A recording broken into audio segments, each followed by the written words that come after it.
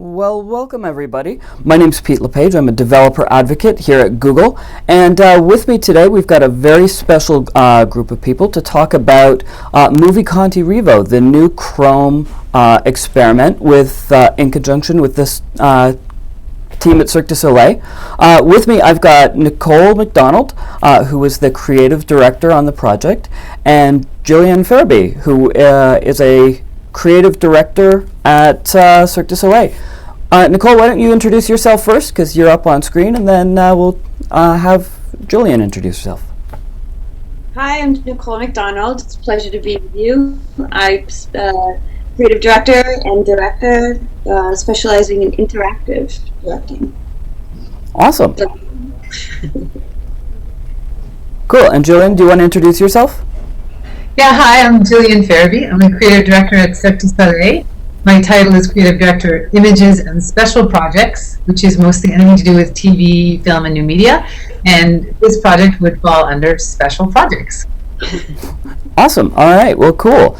So today, while we've got some of these things going on, if you guys have questions, things that you want to ask of folks, we've got a place where you can ask questions at goo.gl/5I_DJH. The URL is there on screen.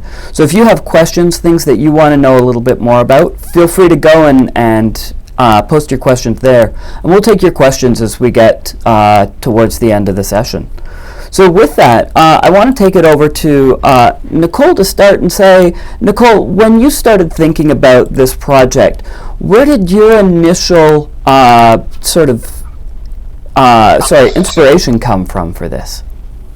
Well, we actually really researched Cirque du Soleil and the brand, and also the live shows, and we tried to figure out where to bring the live show into an interactive space. And one of the inspirations was magic. Like, magic is something that kind of draws us in. It's a trick of the eye. It's kind of visceral. There's emotion behind it, and that's where we kind of thought about magic. Yeah. Like, make magic on the. So what about the magic of Cirque du Soleil sort of brought you to that experience? What were some of the things that you thought about that would translate well to the web? Well, one of the things that I think Cirque du Soleil does extremely well is it kind of is a feast of sense. You know, you can see it's so beautiful. There's so many colors. There's so many things going on. It's just hyper gorgeous. Yep. And one of the translation points, or one of the points that we wanted to be careful of, was that in a live experience, we feel connected in ways that we don't when we sit behind a computer. And so one of our wants was to kind of really figure out how we could get closer to the action and kind of experience it maybe in the same way we would with a live event. Cool. And Gillian, for you, as you started to look at this project and start thinking about this project, where did the inspiration come from for you? I think for us, the first meetings we had, the two things that came up as themes in terms of bringing Cirque du Soleil to the world of the web was curiosity. It's something that Cirque creates for their audience as a way to engage. So as Nicole said, it's magical, and you want to understand what's behind that magic, or where that magic's going to take you, or so that idea of still being able to stretch people's imagination and initiate curiosity, which would give someone the desire then to move forward and into the experience in the sense of interactivity. And the other thing that came up for us is adventure. Yep. Because the web gives this sense that you can access the whole world, and what's the edge of the map, and how far can you go, and how wide can you reach. Yeah. So the two things that came up with curiosity in the sense of magic and adventure. Cool. I think for me, one of the really amazing things about the web is that we are always pushing it forward, or we're always trying to push it forward. And that's certainly one of the main components of Chrome experiments, is like we can take the web here, and what do we do to push it to that really neat thing, and how do we make it sort of do something it's never seen somebody do before? Nicole, when you started working on this, how did the technology affect your inspiration? Well, it's actually going back to like the live shows. It's even though it's you're not necessarily interacting, it's still a 3D experience. Yep. And one of the things that I really wanted was to have it be engaging in a 3D experience. And so that's where we kind of came up with the idea that we were using a 2D world in a 3D space. Okay. And so I think the technology allowed us to really kind of create a layered environment. Yeah. And that, I think, kind of started to snowball into how do you create a layered environment? What does it do? How does it react? Why does it react? And I think that's a big question, is why? Why use technology? And it's really to tell more of a story, So you see technology being a good way to tell a better story and engage with people in storytelling and more dynamic experiences? Yeah, from an artistic level, I think technology is a paintbrush, right? So it's a size, either use a fat one, use a small one for details. I think that technology is also the same, it's just a way, it's an outlet to communicate ideas. And the exciting thing about it is, like you said, it's never been done before, but also we can kind of pull in people to dream in ways that they haven't before. Yeah. This is a question for both of you guys. Where does your creativity sort of, before you came to the web or before you sort of started playing with technology, what is your creativity or creative experiences based on? Is it like, did it come from painting, drawing, or did it always really exist around the web? Gillian? Wow. Well, my personal history goes way back. I've been performing and making art since as long as I can remember. My mother's a designer and an artist and an educator. So, but for me, it's been mostly live and some, drawing, music, singing. But the primary has been live audience, traditional or non-traditional stage. Okay. And for me, my background has been everything. Like for Christmas every year, I got a new art kit. I kind of I was constantly a little artist. I started actually in college as a performance and filmmaking and painting. And then I immediately after college, went into games, and I painted sets for games. And that started my interest in interactive. Okay. And so I took this fine art world and started making it digital. It was really kind of quite lucky. Cool. Gillian, when Nicole and the crew first sat down with you guys and said, hey, here's this really cool sort of experience that we're thinking about doing, and shared some of their inspiration and mood boards, what did you think of what they were showing and where they were going with some of these things? Well, the first thing that was, I think, really exceptional and almost magical, really, to use the word, was that we had prepared a mood board, and there was actually one image that we both had chosen for our mood board of all that's possible to find on the net. So that was kind of mind-blowing. Yeah.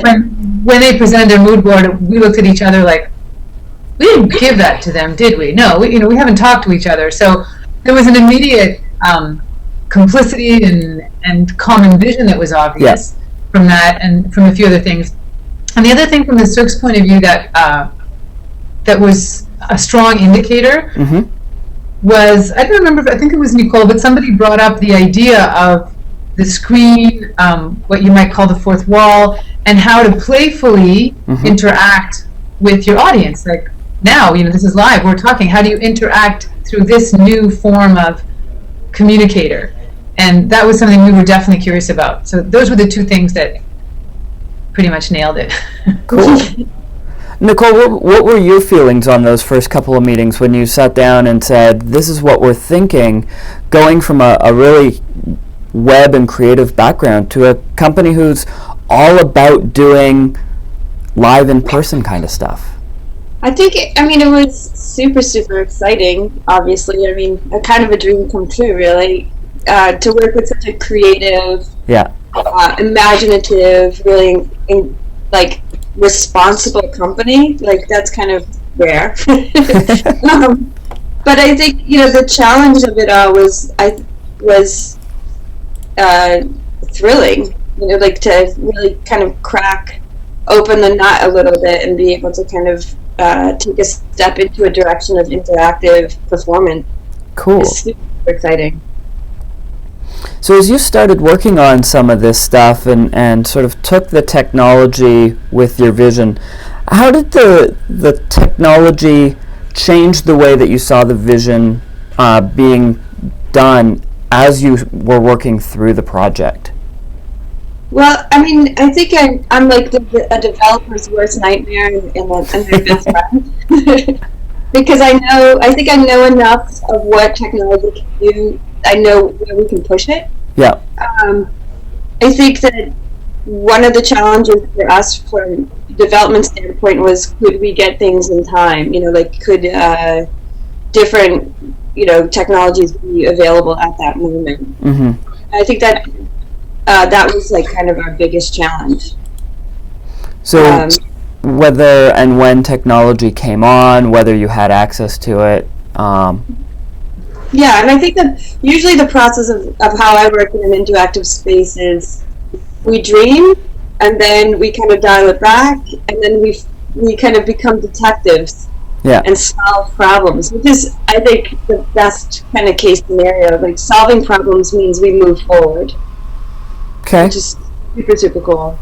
Were there any problems that you were really proud of having solved with this project, technology-wise, creativity-wise?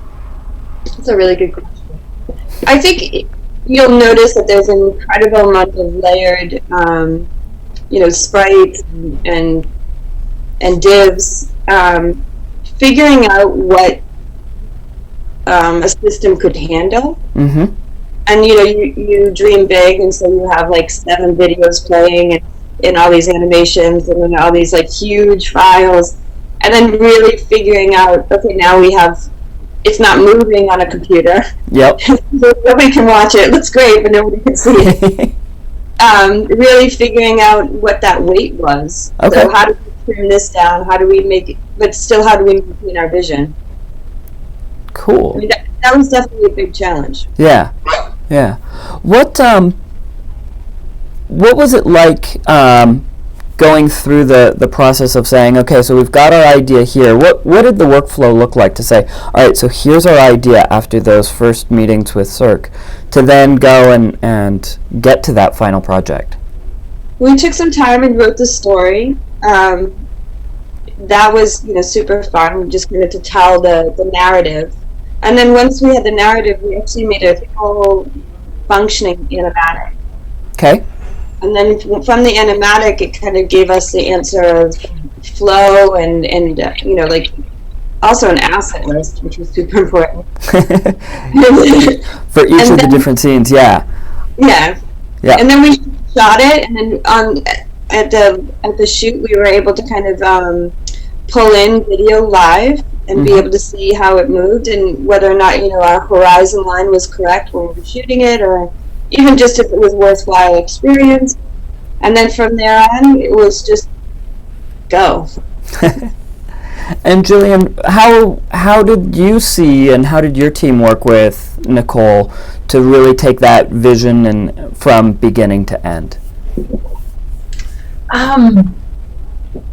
I think the main thing was keeping in touch all along the way. Yeah. So that everybody had a sense of what was happening, what it looked like. Did it match what we wanted and imagined? Mm-hmm. I can't think of any specific obstacle, but I know that we hit a bunch, and Nicole probably remembers this. We would always say, well, that's because something else even better is going to show up. Yeah. Which it actually did often.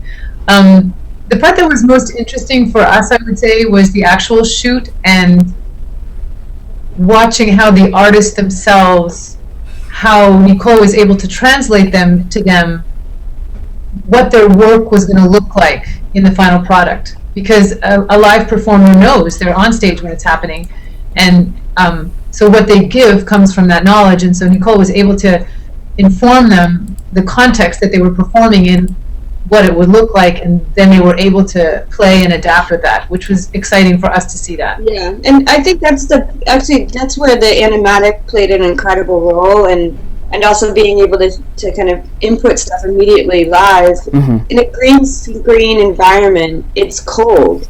Right. There's no connection. There's no, and I think that was super exciting that we were able to kind of show the artists where they were in the space and really let them have that world and take over that world.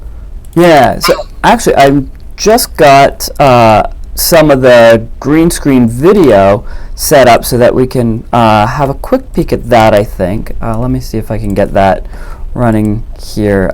There we go. So we've got some picture-in-picture going so that folks can see what's going on there. So this was the scene where our guide jumps backwards off the log, and you can sort of see her there on that blue screen.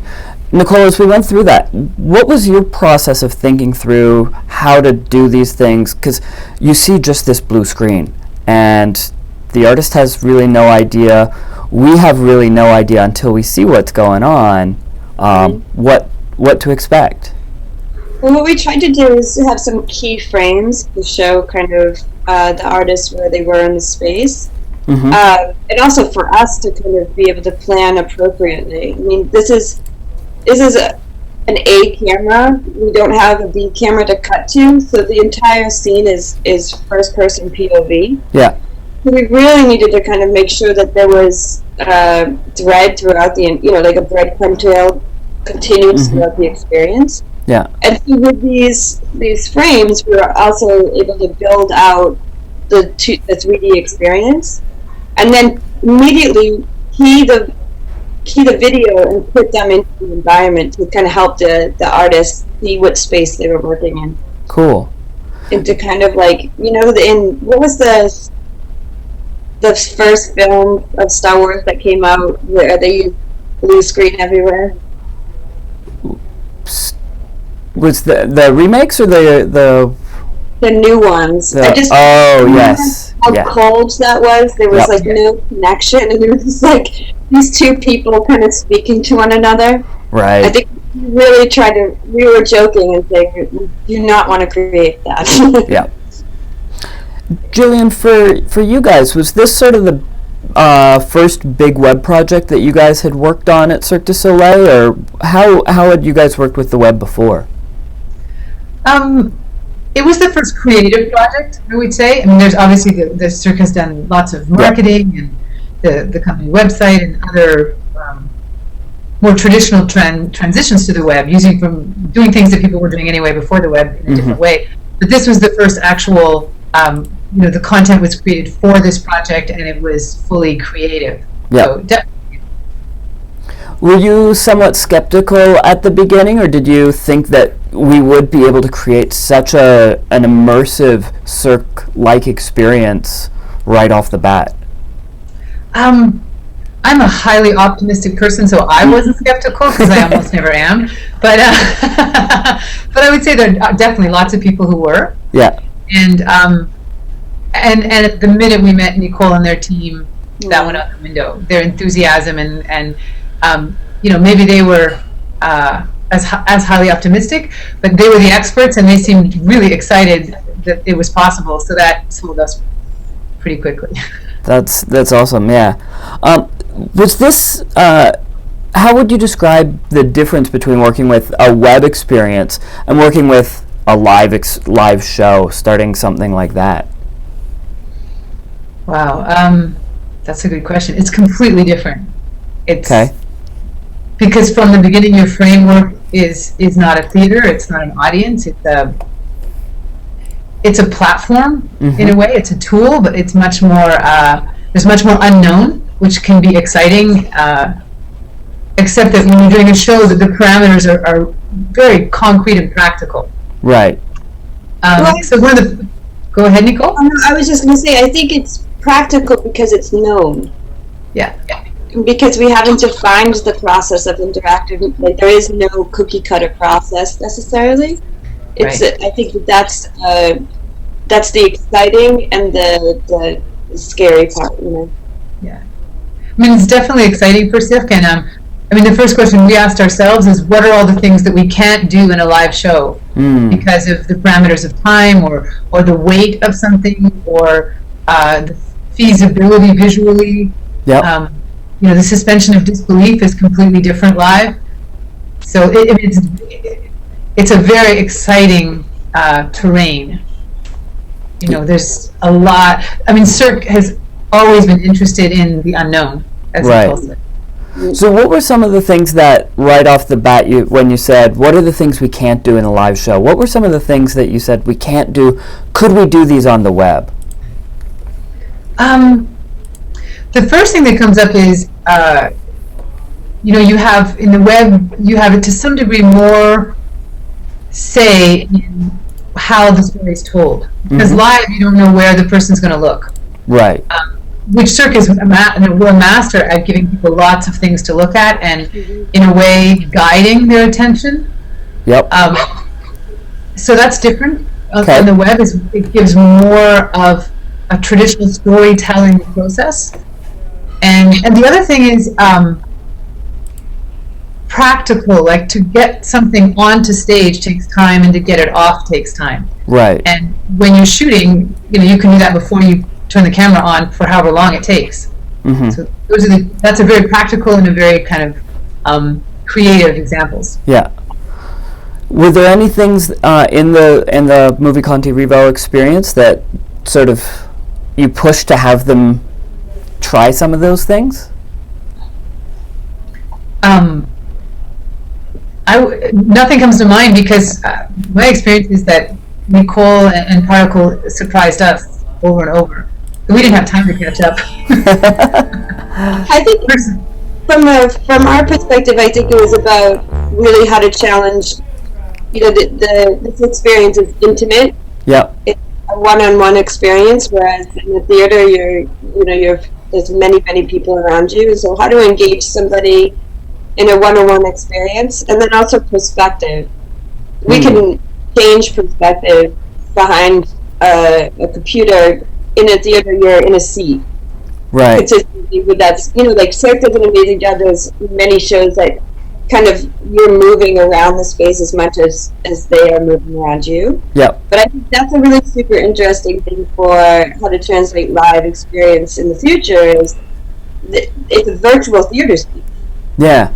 Yeah, actually that's a perfect segue into the next question I have, which is, what do you think that the web brings to experiences that you can't do in a live show? And where do you see that sort of going and changing the way some, not just Cirque shows, but all live entertainment changes in the future? Very good. I mean, I don't really think we know quite yet until we kind of do, because I think the wonderful part about telling stories interactively is that every single time we find out something new about a way to engage somebody differently, and that's, I think, the part of the process that is, you know, the most challenging, because it's almost like, I think this is why my developers kind of hate me sometimes. Not hate me, but obviously raise their fist to me, is because I think I'm constantly using technology in ways that it's not supposed to be used. And that's how we kind of move forward. You know, that's how we kind of push the lines. Well, so I think one of the things that really excites me about the web is it's not always about the technology is not supposed to be used this way. It's that as browser vendors or as the people who make the specifications develop stuff, they say, hey, we think it's going to get used this way. But then creative, brilliant people like you guys come in and say, oh, hey, if I do this and this, I can get this to happen. And suddenly you get something that's never really been seen or done before. Yeah, it's like using a hammer for something else other than nailing. Exactly. Like that kind of, there's a tool available, and it can kind of push us into ways that we don't really reveal yet. Yep. Yeah. One other thing that comes to mind from a live company's point of view is there's a different kind of intimacy. As Nicole was saying, you can move the camera into places that you can't always see from your seat. And then the other thing that's, way out there is the web provides a different kind of live, which is, for instance, if you're using an app, sometimes you can see who else is using it at that moment. Yep. So there's a collective participation over time and space that you never have with the limitations of, 1,200 people from 8 to 10:30 or any form of live experience. There's that potential for a different kind of live. Right. Yeah, and in a very new and exciting unity. Like there's people that are coming together that would never have the opportunity to come together. It's incredibly exciting. Yeah. Cool. Well, let's talk about the workflow a little bit of taking some of the actual practical things and putting them onto the web into some of those experiences. So Nicole, as you started going through and saying, okay, this is what I want some of these scenes to look like, how did you say, for example, the Tree of Life scene, how did you translate that from being something in your head to being something very touch, I can go and see that, I can move around? I think that this is about sketching. We sketched the tree out. I kind of drew the layout originally, handed it to some very talented artists who painted it. From there, now, when you say painted it, because we've got a lot of different types of folks who are watching this. Some may be a little bit more like me, who are more developer oriented, and for me, I know how to write some angle bracket markup-y like stuff, but anything more than that, I need your help. So what's painting it mean, and how do you go about that? Well, one of the things that I really wanted the experience to be very set designed, but also touched by humans. So we actually literally created paintbrushes in Photoshop, and if you zoom into some of the most of the pieces, you'll actually see the actual paintbrushes of the artists that digitally painted in Photoshop each of the elements that we created. Okay, so we wanted it to feel like a bit of a Renaissance. Yeah. Cool. I think you broke up there at the last little second, but I think you were saying Renaissance paintings, and each one was hand drawn. Yeah, I'm breaking up. Yeah. All right. Well, hopefully this will clear up here in a second.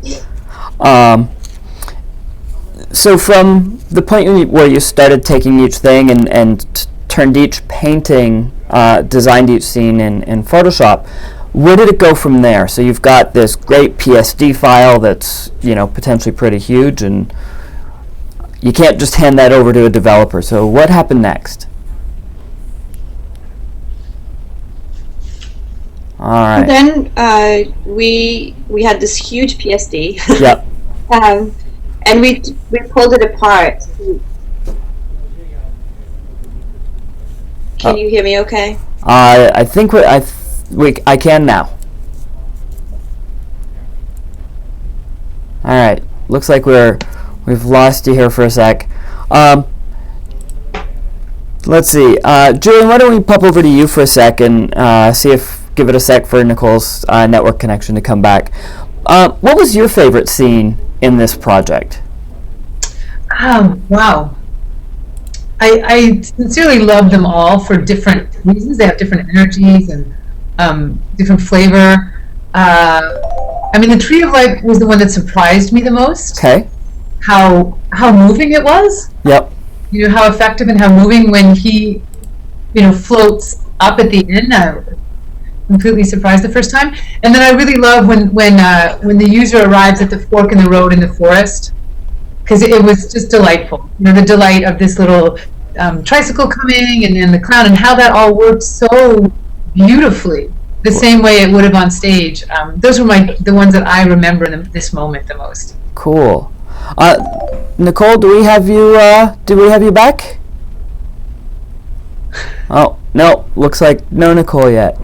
All right, well, so I gotta say, I think my favorite scene was Tree of Life as well. There was just something absolutely beautiful about it that really said, you know, between the growth of everything, between the way that, like, you can go in and see all of the different things interacting and moving together.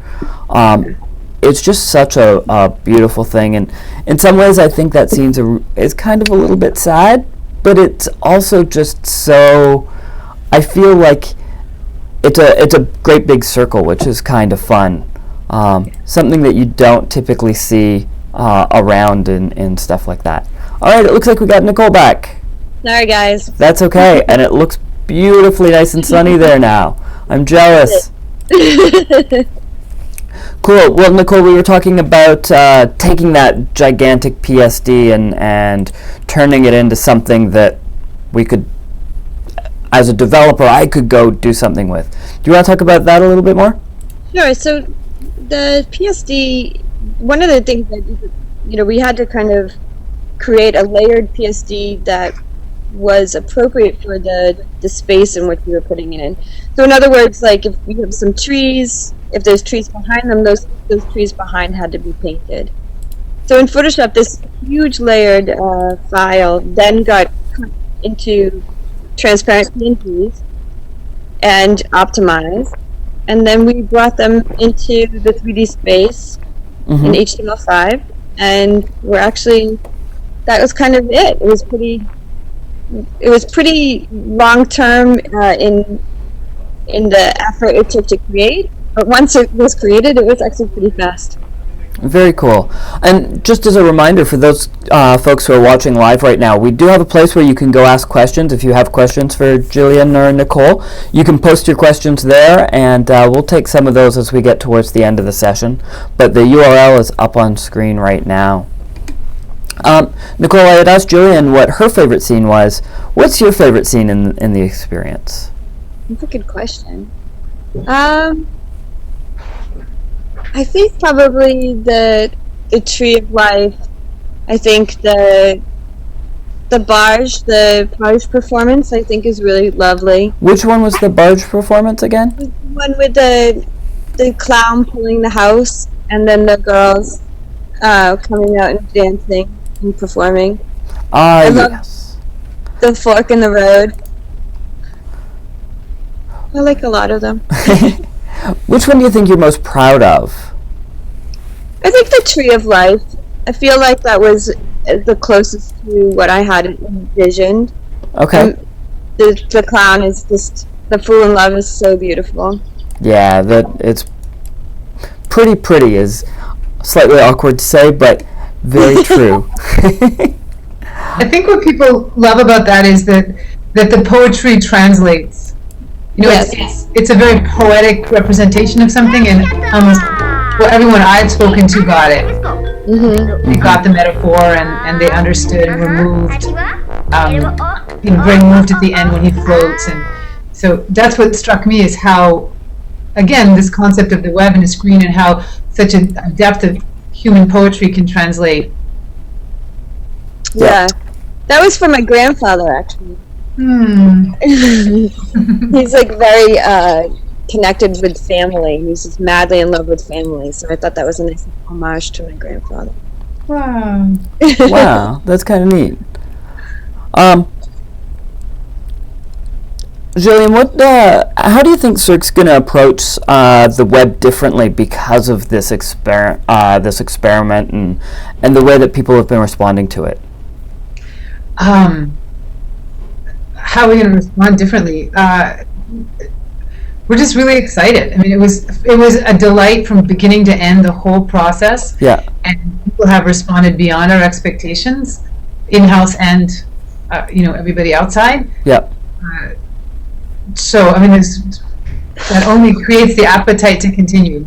That's basically what, in the big picture, there's lots of excitement around it and lots of interest and ideas and general excitement. That's really cool. And it's so neat to see this kind of stuff really whetting the appetite. One of the things that I hope comes out of this and other Chrome experiments is really to get other developers, other creatives excited that they can go do things on the web that they've never seen done before, right? Like, we've never seen a 3D world like this built where you can change the angles and interact with it in such different and neat ways until now. And this really has said, hey, look, we can do something neat. Why don't you go try something? Mm-hmm. Where do you, in terms of the workflow as you started building this, to jump back to that kind of stuff, Gillian, how did you see the workflow happening in terms of working with a company who wasn't necessarily Cirque developers and Cirque designers and Cirque people? Well, again, it was all new, I think, for us. I don't know for Nicole's team. Mm-hmm. I would say Nicole's experience with a diverse background, having done film, having done live performance, meant that she knew how to speak to us. I think that facilitated a lot. Yeah. And it was really the ongoing sharing of just where everybody was at and a lot of visual referencing. Okay. And then the big chunk was the actual shoot itself. Obviously, that was, I'd say, the peak of the collaborative part on a day-to-day basis. Yeah. Cool. Well, we're getting a little bit close to the end. I want to take a look at some of the questions that we've got from folks who are posting their questions. So one of the questions that we've got is, where do you think the web is going to be with Cirque in 10 years? And this is, I guess, for both of you, because I think this is kind of interesting for both of you guys to take. And I'm going to tack on a little bit of an extra sentence on there. Not just Cirque, but performances and art in general. My hope is that it an experience that we're participants in. I think that we've come close to being able to be engaged on the web. Mm-hmm. I would love to see performance, especially on the web, become about me feeling connected in ways that I haven't before. And whether that's with touch and call and response, meaning if I touch somebody, do they have goosebumps suddenly? If I touch them hard, do they bruise? I think that's where we're going. Okay. So new interactions and better touch, better ways to touch the audience. Yeah, I think in the audience is suddenly, participants, and it's kind of dictated by their own personal experience and desire. Cool. Julian, what are your thoughts? 10 years is a long way in terms of technology to ever imagine what's going to have happened. I think the two most exciting things, the first is kind of what Nicole was saying, but I would say around the refinement and sophistication of kinesthetic interactivity. Mm-hmm. So that's something that Cirque thinks about a lot, which would allow for the user, which is what we call the name for the person now, whereas even, we had a conversation about it recently where it could go so fast, or there could be so many dimensions that it's no longer the user and the web, but there's going to be a whole sense of possibilities of the user being part of the art and influencing the art, and then the art responding to that, and there being so many possibilities in that it really, the line becomes more and more blurred. Yeah. And then the other one is, I think Nicole mentioned it earlier, is the what the web provides in terms of the opportunity for people to find each other that have more and more specific things in common, and how that's going to affect art per se. Yeah, that's an interesting idea. So one of the questions that I had, I wanted to sort of continue on with some of the things we were talking about earlier, is how do you guys want to see technology change in the near term, so like in the next couple of months, to make these experiences better or more interactive? Technology specifically? Yeah. Alpha channel video and WebM. So that was, why don't you talk a little bit about why you want that? Because I know that was something we were trying to get in, and unfortunately we didn't get it in time into Chrome. It's coming soon, but not quite. It's actually something I've wanted for 2 years now. Okay. Because you have more control of changing the way a video or an experience is. Like, let me think for a second. So if I have an alpha channel video and my videos are on rails, meaning I have a narrative that is moving from A to B, yep, I have more ability to switch those rails and have the content or narrative change quickly. With alpha channel video, we can kind of have a much more reactive environment for the user, in a narrative manner. Okay. And I have hope that that's something that we have a little bit more control over in the future, is that we can kind of change the narrative on the fly, depending on what the user is reactive to. Yeah, and in Movi.Kanti.Revo, we kind of did that at one point, where there's the fork in the road scene where the user can choose which direction to go, but it's a very limited amount of changing on the fly. Right, and if you had a WebM alpha, you could, the possibilities of A or B becomes A to Z, which I think is really exciting. Yeah, yeah. And Gillian, what about you? I don't have the same tech knowledge or lingo. Yeah. The two things that come to mind for me is simply that people think about interactivity as a full-bodied experience.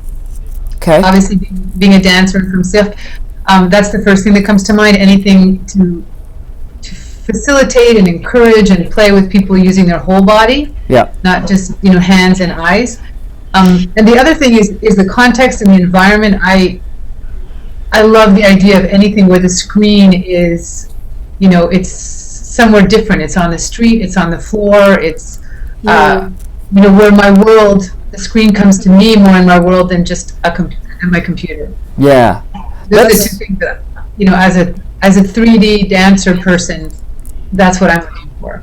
I think that's a really powerful piece, that we are interacting with more and more screens every day, whether you're talking about, your smartphone, whether you're talking about your laptop, your desktop, maybe it's a tablet that you're walking around with. There are just so many different screens that we have access to. And seeing these experiences on more and more of these scenes, I think, is phenomenally powerful and a really cool, fun thing to see the web change.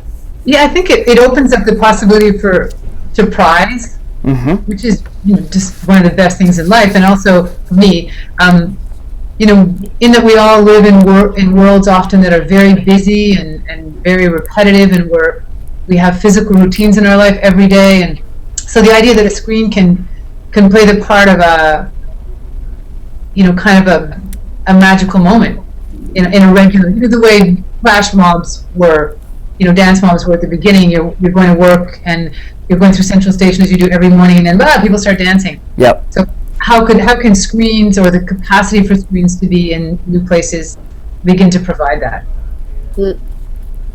And how do we show something new and exciting and different to people who wouldn't have access to new and exciting things? Cool. Well, so I want to wrap up with one question for both of you guys to answer, and it's really about if you could say to other designers and creative folks after having worked through this project, what would you say to them? How would you encourage them to go and play with this, or what would you say?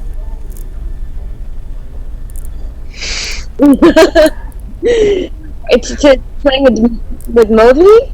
Yeah.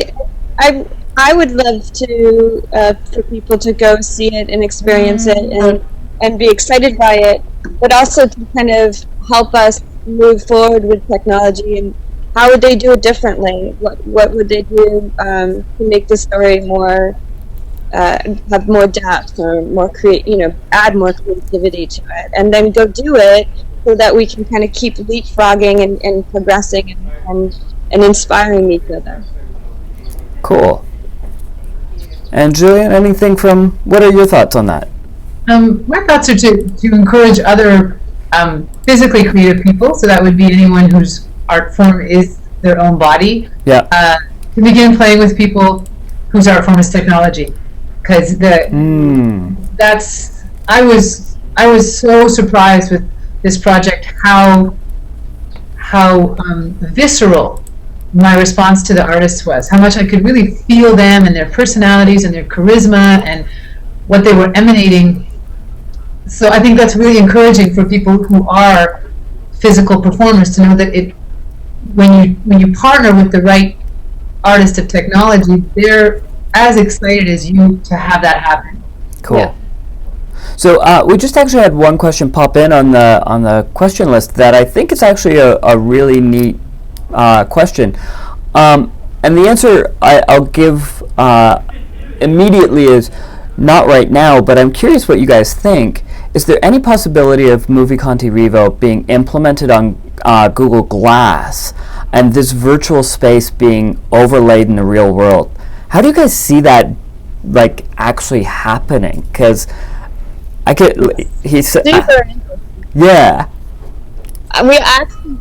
We have actually talked about it, and we have some ideas on how to kind of make this almost kind of be like an interactive flash mob. Oh, neat. Yeah, potentially kind of putting it in places that surprise us and draw us in. Yeah. Gillian, are you familiar with Google Glass? No. Google Glass is a project that Google has started working on. It's a research project for the most part right now, but effectively what it is it's a pair of glasses that you wear that have a little display right here, and you can interact with it in all kinds of different ways. So the video that they showed was showing being able to get like maps, but being able to send messages, call people, talk to people, because you have that display right there in your field of view, or maybe it's a little bit above or something to that effect, but you've always got that technology right there around you. So I had heard of it, I didn't know what it was called. Okay, so for something like Movi.Kanti.Revo, how do you see that maybe playing into something like this? What comes to mind is, first is the obvious one of the characters being a part of your daily life and,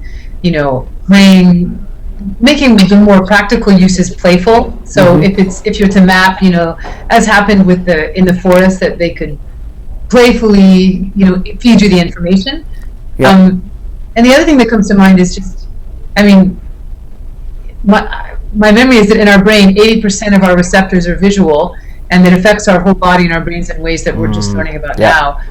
So I think there's possibilities beyond that we don't, the biological science is going to meet us on that front. And so who knows, what it would do to your body to think you're in a forest when you're in a city.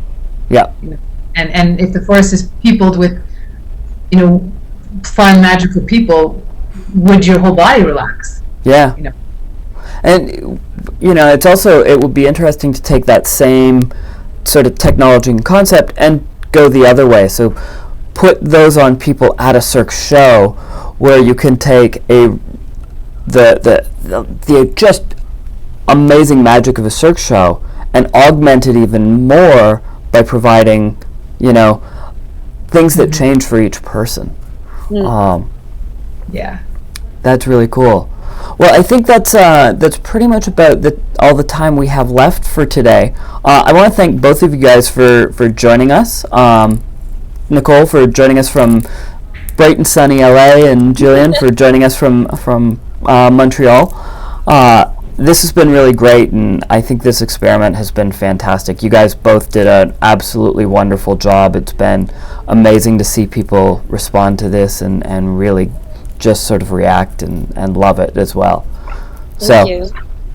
With that, I want to say thank you guys for joining us, and thank you for helping make this project a phenomenal success.